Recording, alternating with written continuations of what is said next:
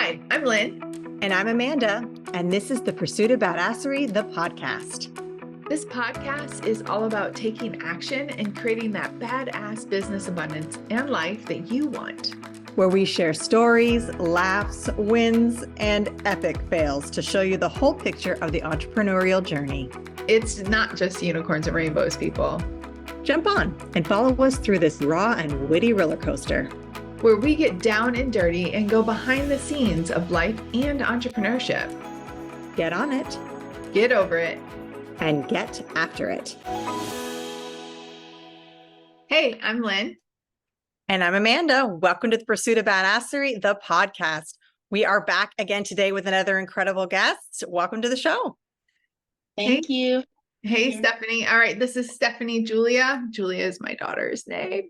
I love that Julia is your second name. She is a business coach for online fitness coaches and the founder of Catch Flights and Fitness, a profitable passion plus purpose, P3. So she offers aspiring and existing fitness coaches a clear path to success through one-on-one and group coaching experience. She is a guide for them to scale their energy and their business and make more money without spending more time. We love that. You're speaking our love language. And one cool fact about Stefanie is not only has she been an entrepreneur for 13 years, but she also, or for a while, but you also had a 13-year tenure in Homeland Security Investigations. Really cool. So everybody welcome Stefanie. Thank you so much. Yes, I guess it's cool hearing it now that I'm like removed from it. But back then it was just normal world. That was just me and my khakis and polo shirt every day. Awesome. And we're really excited because both Lynn and I have a history and a passion for fitness as well. And so we love talking to all things fitness. I've owned multiple and bought and sold and blah, blah, blah fitness studios. So definitely love that. And we're excited to have you. Thank you. Thank you so much. Also catching flights. Hello, your girl lives out of country. We love traveling. I love traveling. The more flights, the better. Catch Flights and Fitness is still my baby. Yeah, I love that. So tell us, what made you go from Homeland Security Investigations, besides you were tired of the polos and the khakis probably, to coaching and consulting on that? So it was very unintentional, to be quite honest, to be frank. But it did come from my experience at HSI, Homeland Security Investigations. We mostly are at our desk, and I was driving a lot. We did a lot of surveillance work and driving from, at the time I lived in California, we would drive from like the border in Mexico all the way up to LA, like every single week. So I lived like the fast food life, not really taking care of myself. But I was an athlete. I was a collegiate level athlete, and I knew what to do. I just couldn't get it together. I mean, you hear it so much nowadays, but I definitely lived in multiple periods of my life. And what happened, I made the revelation that, I'm used to being an athlete with a coach. So what I needed, if I couldn't get a coach in my life, and this is back, and I want to say maybe this revelation came like 2011 or something. It was back when online fitness just wasn't a thing. Like it wasn't what it is now. But you had Facebook groups, you had group me, I think was big during that time. That was the very first group I created. And I just wanted to create like a community of accountability partners. I never trusted like one friend. I needed like coworkers, friends, family, and we all would get together, and I would facilitate challenges for years, just doing it to hold myself accountable. And then it transitioned to me holding others accountable.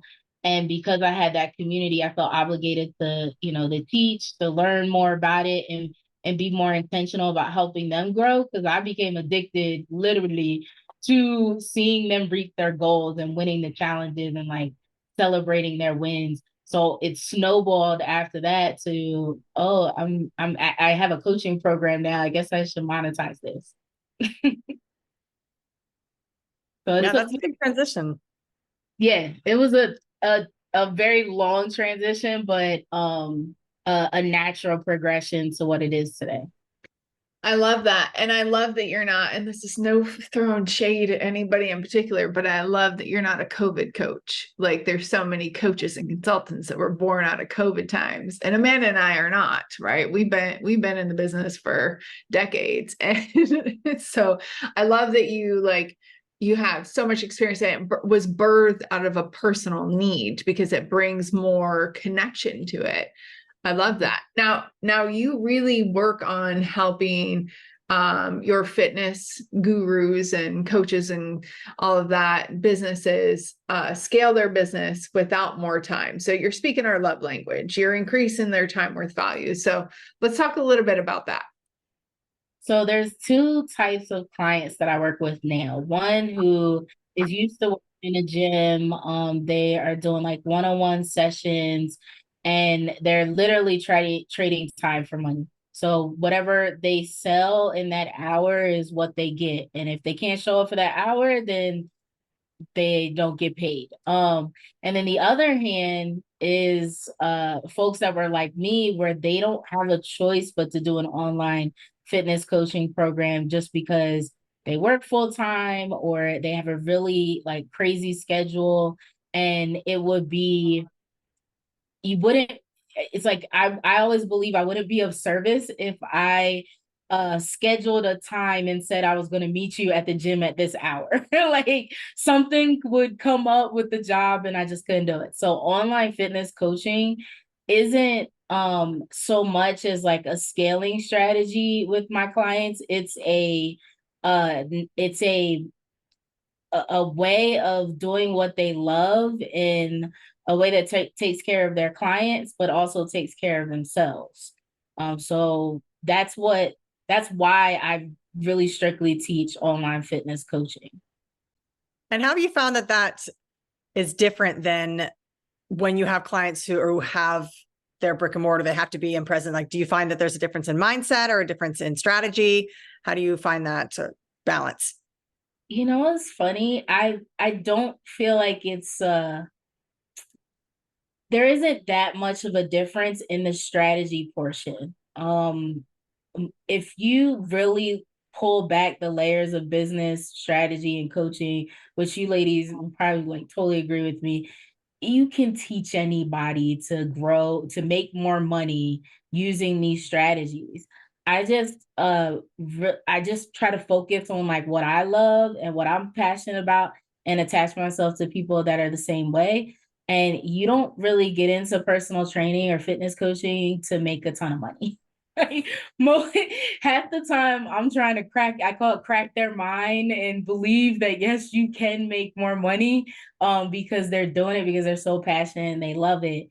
So honestly, the difference in what I teach, because I have some clients who have brick and mortars too, and they just want to create an online fitness coaching program. So I show them how to create the offer, launch it, and scale it using like social media marketing. And most brick and mortars don't even have like a social media presence strong enough to market their business in that way. So they get a win-win on both ends. So that's why I say the strategy is very similar. The mindset is leveraging, or the difference in mindset is when you come into online fitness coaching or online coaching period, you're going to have to leverage the online space. Like you automatically think, okay, I'm going to have to leverage this. But with brick and mortars, you are leveraging more the traditional marketing.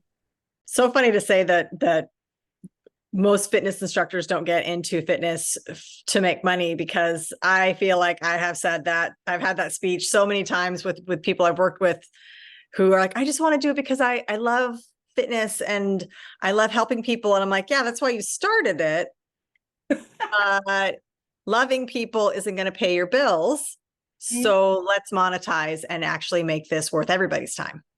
Yes. And I actually want to add to that. because that's what brought me to the type of I guess the type of business that I'm running now. Back then that I described to you that story, I wasn't thinking about making money from that program or those offers that I was doing. It took me years to realize, oh, I'm actually, because I was exchanging thousands of dollars and wasn't thinking of it as a business. And then I probably should, I wonder what the click was. I just I just thought, I was like, okay, what if I actually did this as a side hustle, or like a way to, fund my travel or something, pay for like travel money. And then when I really started coaching clients that filled me up, filled my spirit while dealing with the burnout from being an HSI special agent for so many years, um, I realized I wanted to do this. So if I'm going to do this, I've got to be able to take care of myself and the lifestyle that I'm accustomed to. And that's what I try to, it's like, yeah, in the beginning, it's not what sparked it, but I wasn't going to be able to continue a lifestyle without this HSI salary, running challenges in the way that I was. It just wasn't happening.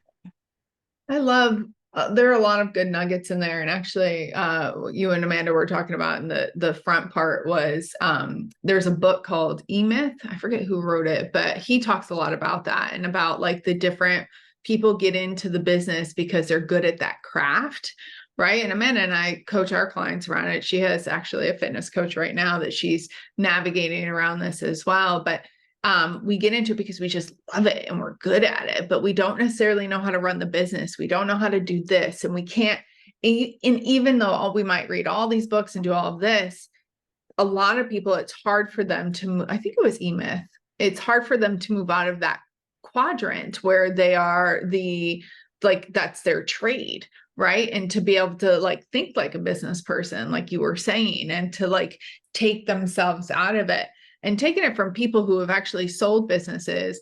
I'll never forget the first time I was going to sell a business and like having this like deep discussion, because I waited till I sold the business to have this kind of like aha moment, deep discussion with, he was still my husband at the time, about like being detached from the business and being able to kind of like see it as an entity and not as an extension of you. And I think that there's that fine balance. And you kind of touched on that, like having that connection, but like being able to see it as a business so that way you can treat it as such and not treat it as an extension of you, because you're going to look at it very differently. It gives you more of an outside view. So lots of little nuggets in there for our listeners, for sure. And thank you for packaging that way, because that blessed me and my soul, because something that even within P3, look at it as a company and not a business. So I have to say, like, this is a company. We are creating a company. We are creating a brand. And I want those brand values to be felt all the way from when you go to my Instagram to when you look at my course to when I show up on a coaching call, and you have that same like vibe. And it's not easy. Actually, what just came to me, like, it took so long to even get that nugget to land. Like, because I'm sure if you said what you just said to me 5 years ago, I'd have been like, it wouldn't have felt. And it's like, okay, like maybe this isn't a discussion that you're necessarily ready for right now, but keep joining those spaces, keep listening to those things, because sometimes it's at the point that it's needed within your journey and your life cycle. It's going to hit home and you're going to be ready for it. Like right now, I'm like, yeah, I understand like the company value and still being the face, still being the one that shows up, and the CEO that's like coaching her clients, like still doing that, but still running a company. It's yes. I love that. Amanda and I talk about all the time about like the side hustle business. And then you absolutely said like the next level is looking at as a company. Like, and I think it's like tiered like that. A lot of people can't jump straight into like building a company. They need a little bit of like a buffer, and either that's a side hustle or business. And it's very different entities, but they're all still very much the same at the same time. It's really cool that I love that you added that. Yeah, a lot of things I've been thinking about, because I sold one of my fitness businesses and it was very like near and dear to my heart. And I had to definitely detach who I was as the owner and operator and like in everybody's face all the time, and a business owner who's making a business decision and selling for the sake of the business. Really, like it was it was in the business's best interest and mine that I sold it. So you have to make those kind of distinctions. And as you separate yourself, as you grow as a business owner in any industry, but in this one specifically, since we're talking about it, it really, because you're starting from that passion, so often it's really hard to disconnect yourself from the difference between being passionate about something and having that as part of your business and having it be still separate from the business itself. Like those are two separate things. Like having passion and being amazing at your job and like being an incredible trainer and motivating people is one facet of your business, and it will complement the actual entity, but they're you can separate them, you can join them, they're not mutually exclusive. So I think it's so important when you're a new business owner, or even one that's been around for a while who isn't scaling, to really understand that there are decisions you need to make that are business decisions, and they're not always going to be the same as like the happy, lovey, I want everybody to feel good decisions that you sometimes make when you're working from passion and not from profit. Felt like this was such a good discussion. Because over the past year, I think I've made multiple decisions that fit the same discussion without even describing them all. But one of the biggest ones that we even touched on right now is transitioning away from my job at a time when I decided to transition my focus from fitness coaching, as much as I was always in as the coach, the main coach, the head coach, to being now the head coach in a business coaching program that was going to take more of my energy because it was brand new. So I like making that decision to make all of those life changes during a moment where I'm going to be grieving a whole career shift. I had to make that business decision with Catch Fights and Fitness. Like I said earlier, it's my baby. It ain't going nowhere. But I had to release a part of it in order to be of service in the way that I really knew was my purpose. And something that you were saying just now about the, still starting something and being very passionate about it, and then later having to look at it as an entity.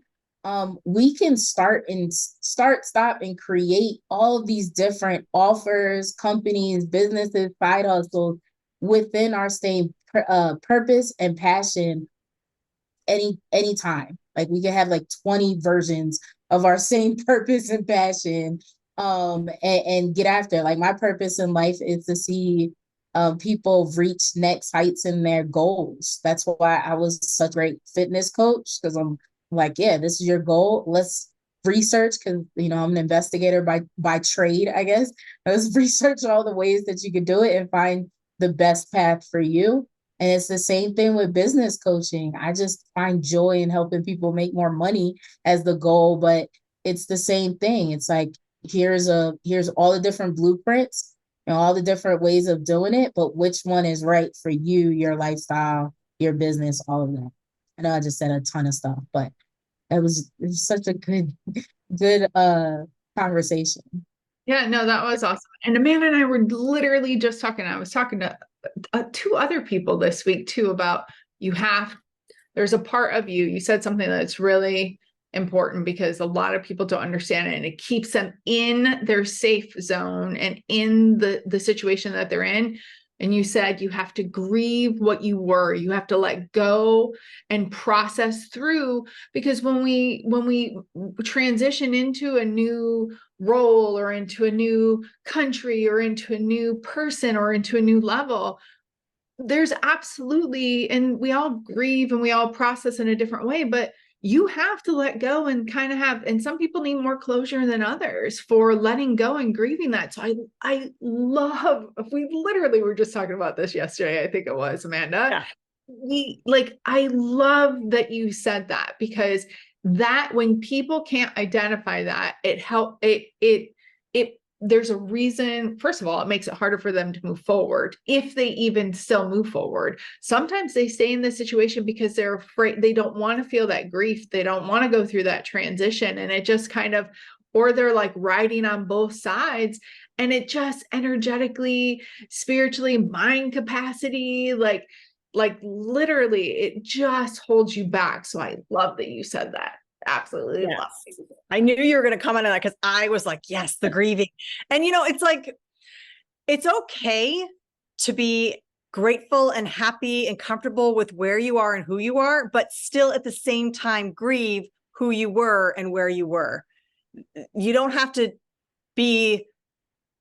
grieve yourself and then feel like that's being disingenuous to who you are now and being ungrateful for who you are and how far you've come. Like that, you can do them at the same time. Like sometimes you move on and then you don't even take a second to process who you were. And then it hits you and you're like, something's wrong. I'm like, well, no, I just haven't let go of this thing, I'm not going to bash moms, but maybe a little bit, but I know I do this as a mom, is like, I'll just push everything for me aside. Like, I'm going to push through. I got to do this, and this. And then like one day, 10 years later, you're like, oh, wow, I never really took time to take care of myself and my opinion on that, even from a business perspective. And I'm actually thinking of a business things that I haven't processed or that it took me a while to process.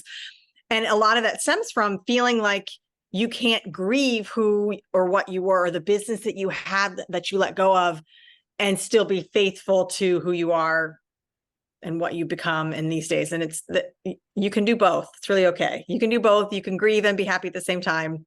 We're very complex creatures. You can do whatever you want. Yeah, I would actually challenge folks to think you have to. Like it's part of sitting with yourself through that grief journey. And I don't know what is in the universe right now, because I was literally having this conversation a few hours ago. It was meant to be. And it's funny that, oh my God, so many things that are proper alignment right now, because I think we started talking about I think I mentioned grieving, like what you're letting go and the decisions that you're making. But grieving identities, like what I was talking when the identity. Imagine somebody asks, "Hey, Stephanie, what do you do for work?" "Oh, I can't say that anymore. I'm not an HSI special agent anymore." Or even for years, I lied about what I did because it's not necessarily something you talk about. You didn't want to ask questions. So I used to tell people I was a financial analyst because I was I did like financial stuff for in my investigations. I was like, yeah, I can talk about that all day. So now it's like, even like when I say that I was a HSI special agent, it is odd to say it out loud in a public space all the time now that I do now, because it's just a part of my story, and it's also a part of my entire identity. But that is something I had to get to through my own grief journey of releasing the identity that I would lie about what I did.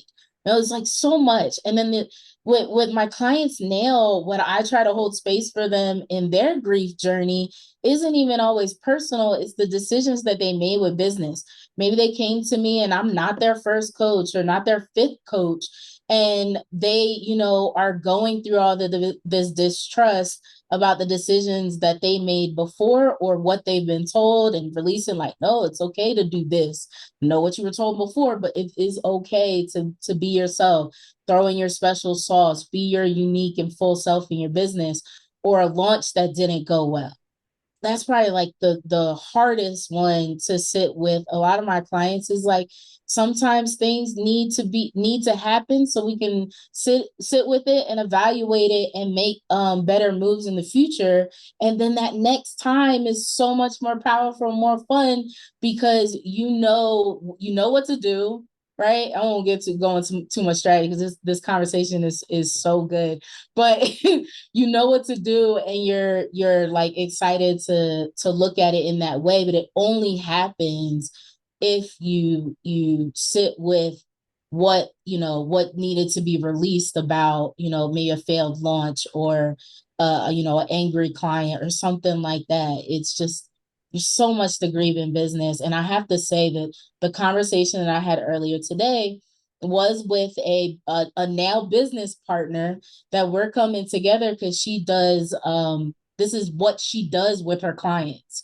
So she's going to be coming into my container as a spiritual integration coach and helping my clients like really sit with these moments in their life, because I mean, I want to do it, and I continue to do it, and I will continue to do it. But there's so much in business that these decisions are, we have to make them, but they might not always pop off. They might not pan out. And we've got to, instead of just watching it and moving on, or saying we're a bad coach or a bad business owner, we need to sit with it, evaluate it, and then reframe, not just go with the reframe. Yeah, I love this. I mean, definitely you're talking spiritual, so that's definitely my my woo-woo side is like on fire. However, I will say this, and Amanda, I love that you brought this up about the mom thing, because I've dealt with a lot of individuals who, and my kids are early mid-20s, so like I've been through it, and I've had them leave the house. I've had had these businesses and stuff, and I think that yes, you need to grieve that. And yes, like it's in process as well. However, what I will say, and I'd love to hear kind of your take on this, is that we can train ourselves not to hold so much identity in that particular thing. And you said something earlier about like you lied sometimes about like your position, and that could be because of like the discussion. But a lot of times we sink so much identity into our business, like our self-identity, into a situation, we take things so personal, or we sink so much of our personal identity into that. And really, I mean, there's a fine balance of like understanding that life's going to happen, and like we don't need to. And I often say, whatever the situation is, it's a part of me, but it's not who I am. Right. And so like really understanding like, okay, that business decision went awry. Okay, we can like be pissed for a minute, but like let's figure out. But I'm so is Amanda. We're very solution forward, like always looking for solutions. And I think that it's a combination of both, of like really understanding like it is not your full identity. So your spiritual coach is going to kind of help with this. They're going to help with the grieving process, but there's also ways that you can prepare yourself to not put yourself deeper in that hole every time it happens, because you start to like, you learn how to manage versus always falling into the same pattern, I guess is what I'm trying to say. And I love that you guys were discussing this, because it's a very interesting kind of dynamic that, like you said, it crosses all boundaries, not just in business, but personal and, spiritual and all of the other stuff. So I love this discussion. I love it too. And to comment on the like what to do when you're starting to feel a little too connected, or what does it look like to feel too connected? There's a story reframe. I actually used to do it with my fitness coaching clients, and I always talk about how the tools and the strategies are so similar, but in the mindset piece, and it was so back with fitness coaching, I used to call it like reframing your body story, like writing your new body story. And with business coaching, working with fitness coaches, they're constantly creating these stories that have nothing to do with them. Maybe a prospect ghost them, there's an amazing relationship on the sales call, and then they ghost, and they're like, oh my gosh, it's me. they don't want to work with me, and they, or I'm too expensive, or it's not, my program's not worth it. Like, no, okay, let's look back. When's the last time? There's usually a story behind the last time you felt that way, or the last time something similar happened to you. And let's look at that. And once you realize that it's just like a repeated pattern and you just need to handle that first part, the reframe hits harder. I believe a lot of high functioning people, and I almost hesitated to say, but I really do believe women are just really good at functioning at a really high level, right? And making it look easy. um, so what happens is we are quick to throw the reframe and not addressing why we have to reframe. So we're constantly having to reframe instead of addressing the original issue. So it's like, let's look at where this story originated. What's the baseline? Like, what happened? Maybe it's a childhood story. I feel like a lot of mine are from young adulthood, and I don't know if it's because my memory is shot. I don't know what it is, but a lot of it's like college stories, or coming out to the world by myself, like going into the world as an adult, and there's just all this judgment and stories that come about, or even, like you said, where I didn't want to tell people what I did. So now I'm always thinking, when I say I'm a business coach, they're like just waiting for like the same thing as and it's just a story, and it's not real. It's based off, you created it. I don't want to say it's not real, but you created it, which means you can what's the opposite? You can, I don't want to say kill it, but You can unravel it as well. Yeah, absolutely. And I love that. And I mean, if we're getting into the woo-woo side, absolutely develop these things. Amanda and I talk about all the time. I know I talk probably about it more because it's like my jam, but everything is rooted in the patterns that are created absolutely from the time we're born. I believe karmically, but that's a whole other like conversation. But it definitely, like, it creates these patterns and these response mechanisms or retreat mechanisms that we have to be able to navigate in kind of like what our belief and what the story was that we saw in that situation, good, bad, or indifference. Because it definitely, like, 5 people can experience the exact same, like go through the exact same thing, and their stories are going to be very different. Look at siblings, right? They could live the same life more or less, and very different stories. And that definitely applies to business. I love that you are helping individuals, and you absolutely, if you do not go to the root or the source of it, you are absolutely continuing to go through, like, almost, it's like a band-aid when you try to reframe it, because you're not going to the root of where the root cause of that to actually, it's kind of like a weed. If you keep just cutting it and cutting it, it's going to keep growing and growing. It'll keep showing and showing, right? But when you get to that root, like, you're able to actually, like, kind of put some dirt over it. It might grow back here and there. It might always be kind of underneath the surface, or I call them skeletons in your closet, but you learn to lead the dance versus it leading you. And I love that you do that with your clients. yeah, it always, mindset is the biggest I guess tool in order to grow your business and reach your goal in fitness. That was my, when I created Catch Spice in Fitness, that was I don't want to say it's the last program, it's just the last big program launch, and what I fell in love with. Because it wasn't Catch Spice in Fitness in the beginning. Like, my cool brand that I love and hold dear was not the first fitness coaching program, but it was always about like your emotional body. Because one thing I recognized was, why do I know what to do? Why do I know exactly how to create a workout plan? I can track macros, adjust them accordingly, all that kind of stuff. I know all the uses of all the equipment in the gym, but for some reason, I just gained 50 pounds and can't seem to get it off. And soon as I started to work on myself, my mindset, pay attention to a lot of the stories I was telling myself. Mine was also like a lot of grief and fear that was going on, and I had to unravel that. I had to take care of my emotional body in the same way that I was trying to take care of my physical body.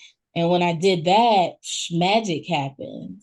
And you have way more patience with your emotional body than with your physical body. So it's like you're really getting in and doing the work. With business, unfortunately, it's kind of the opposite. No one wants to do that mindset work or pay attention to like your whole self that's coming into it. Like we had a really good discussion about how like it is a company, but when you're first starting and you're the driving force and you're making the decisions, it is 100% going to be you bringing your whole self. And then even when you have a full team, I'm saying right now, you have a full team, you're still the one leading the team, and that mindset needs to keep getting stronger and stronger. It's the very first thing what people are encouraged to do when they come into any of my programs is what's your morning routine look like? Let's get that before we talk about any strategy or anything. What's your morning routine look like? How are you taking care of yourself? And where's the space in your day to do that work? Absolutely. So if you could leave the audience with any last words of wisdom you want to impart to the audience. Because I'm going to tell you guys right off bat, I know everything is proper alignment. And what needs to be said is always said, and what needs to be heard is always heard. But trust in the process, like I did today. I came here and showed up thinking it was going to be a business strategy. We talk about nuts and bolts of growing a business, all this. And really, it was what you guys really need to know is that it's about you and taking care of yourself and realizing that it's more than just strategy, right? We would all be millionaires if all it is just follow this blueprint and that's it. So one thing that I want to leave with you guys is once you get a blueprint, a system to follow, be mindful that you want to make it your own. And I'm going to say that my dog Happy just co-signed.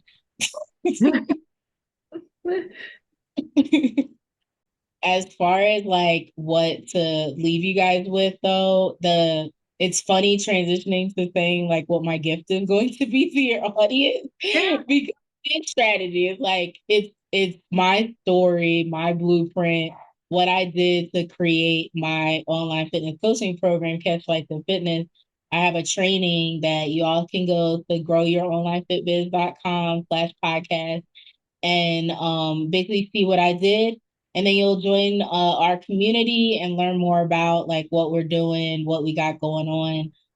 My DMs are always open. I love like talking to my community members, learning what they have going on in their business, what their goals are, what your challenges are, all of that, because I gear a lot of my work around what you have going on so that I could continue to be of service.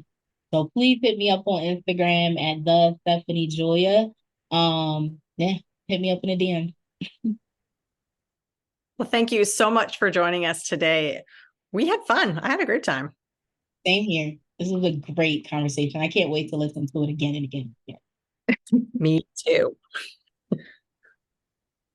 Well, for everyone listening, thank you so much. Make sure you like, share. If this resonated with you today, make sure you share it with someone else who would resonate with them. We want to make sure we spread the word about this. Everything about Stefanie will be in the show notes, so you can get connected with her on Instagram or through her freebie. So that will be in our show notes. So head back to the pursuitofbadasserie.com and collect that there. Other than that, get after it.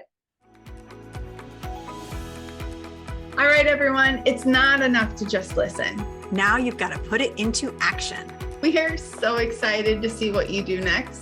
If you enjoyed our show, please leave us a review on iTunes. And to find out more about what we're doing, visit us at thepursuitofbadasserie.com.